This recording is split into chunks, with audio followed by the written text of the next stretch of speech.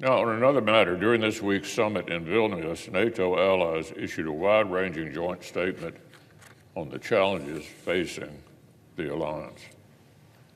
Among other things, I was encouraged to see our allies united in a particularly frank new assessment of the Chinese threat.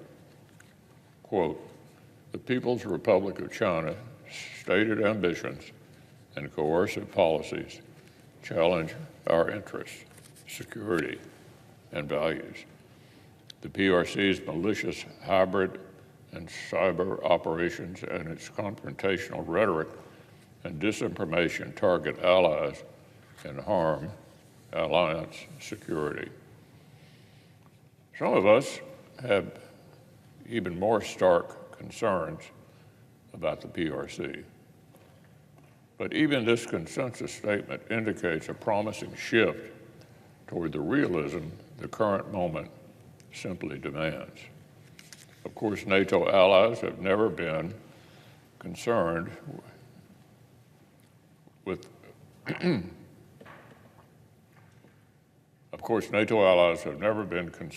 the North Atlantic. Individual NATO allies fought alongside U.S. soldiers in Korea and deployed to other far-flung regions to help contest Soviet aggression. After 9/11, NATO invoked Article 5 for the first time and came to America's defense. A number of NATO allies deployed to Afghanistan. Some stayed until the bitter end, long after certain American politicians had simply given up. NATO created a training mission in Iraq, and NATO allies remain focused on the threat radical terrorists still pose to our collective security. Russia's invasion of Georgia in 2008 and Ukraine in 2014 woke some allies and some Americans to the threat posed by great power adversaries. But the dramatic escalation in Ukraine last year sounded an even larger alarm.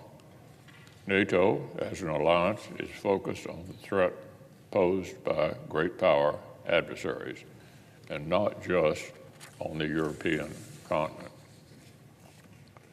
As the UK Parliament's Intelligence and Security Committee put it in a new report, China almost certainly maintains the largest state intelligence apparatus in the world, dwarfing the UK's intelligence community and presenting a challenge for our allies, for our agencies to cover. Europe's largest and most integrated economies are recognizing the dangers of getting in bed with authoritarian regimes. As Germany's foreign minister has observed candidly, quote, "We paid for every cubic meter of Russian gas twofold and threefold with our national security." So I'm hopeful our allies are resolved to avoid making similar mistakes in the future. They seem to be increasingly understanding of the deep strategic links between our own continent and the Indo-Pacific. That's why the alliance invited key partners, Japan, South Korea, Australia, and New Zealand, to participate in the Vilnius summit. Now, effective deterrence, resilience, and defense means much more than strong words and diplomatic displays of unity.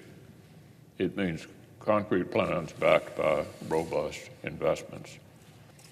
Today, Germany's government is releasing a follow-up to its new security strategy dedicated to what it calls systemic rivalry with China. The foreign minister describes the long-awaited plan as an effort to, quote, "protect our own resilience, our own security, and reduce dependencies that threaten us." It's encouraging to hear the foreign minister acknowledging that the PRC has become, quote, "more repressive at home and more offensive abroad." However, the document clearly reflects an ongoing debate within the German government about how to engage both economically and strategically with China.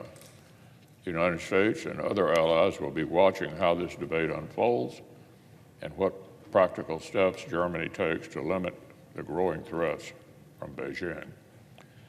As Germany's major pledges to make significant new investments in defense suggest, Berlin really is at a turning point. I'm hopeful Germany's defense commitments will be realized, that promised funds will go under contract to repair its badly atrophied military, and that German businesses will diversify their investments away from increasingly risky bets in the PRC.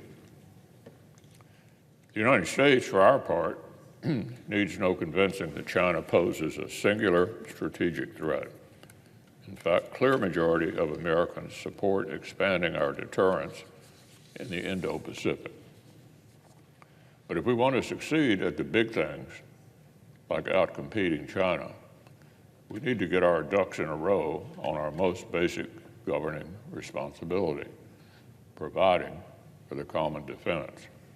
Hard power is essential, more so than any number of pet rocks politicians hold up as helpful to compete with China. Hard power is the currency of geopolitics.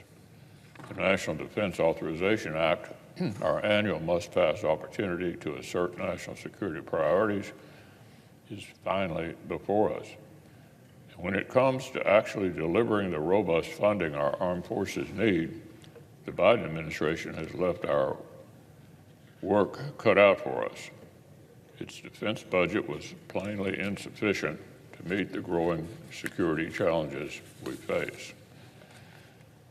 We need to invest in the cutting-edge capabilities that will make our adversaries think twice.